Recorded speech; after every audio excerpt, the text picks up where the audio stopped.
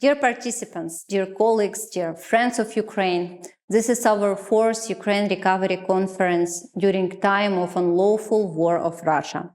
I want to thank all our friends and partners for continuous support and devotion to Ukraine's recovery, green recovery, just recovery, and sustainable recovery. This year, URC is hosted in beautiful and eternal city of Rome, and I want to thank our Italian colleagues and friends and Romans for hospitality. The URC is yet another proof of European commitment to Ukraine's accession to EU and integration of Ukraine into big European family. Since 2019, Ukraine is committed to align with European Green Deal goals and establish joint EU-Ukraine dialogue on EU Green Deal. Ukraine stays committed to contribute to make European continent first climate-neutral continent even during times of illegal full-scale war. Ukraine's accession to EU is already taking place. In June, Ukraine completed bilateral screening process for Chapter 27 on environment and climate. Chapter 27 is the biggest chapter under bilateral screening process of Ukraine that covers 211 EU legal acts that were presented during 74 presentations and accompanied by almost 700 pages of answers to questionnaire. Ukraine is already successfully implementing EU acquis in climate. Ukraine climate law adopted in October 2024, establishing legally binding 2050 climate-neutral goal and climate governance. National Energy and Climate Plan is adopted in 2024 and is being updated in 2025. MRV system has been relaunched in early January this year.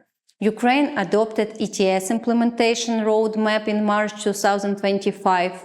Ukraine's NDC under the Paris Agreement has been ongoing public consultations for months already. Ukraine's 2050 long-term climate strategy is being updated, and ETS framework law is under development. In order to deliver on decarbonization and green commitments, Ukraine is seeking access to EU decarbonization funds.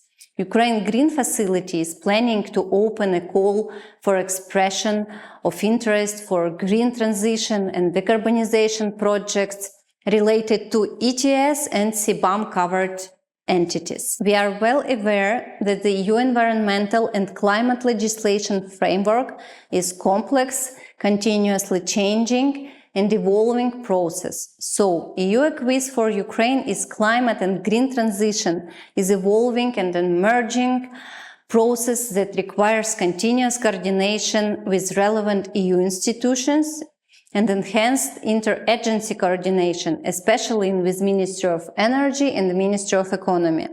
Green transition is a complex task, and Ukraine has recently developed and presented the Green Recovery framework legislation that is based on EU principles, do not significant harm. This draft law is introducing green taxonomy and setting strategic framework that will boost green transitions and sustainable investment. The Green Recovery Law also outlines unified definition and terminology, such as green recovery, build sustainably, build back better, and build back greener. The draft Green Recovery Law establishes legal framework for sustainable finance that are aligned with the EU Green Deal. 9.5 billion euro under Ukraine facility shall be allocated to the green recovery that also covers green transition. The Green Recovery Law will enable leveraging private finance as well as establishing legal ground for new financial instruments such as green bonds, green corporate financial instruments. These instruments must be fully aligned with EU green taxonomy that will enable additional private and public finance in green transition and green recovery.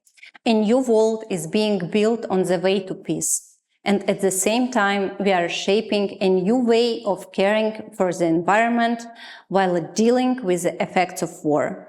Thank you for your attention. Thank you, dear colleagues, dear friends. Grazie mille.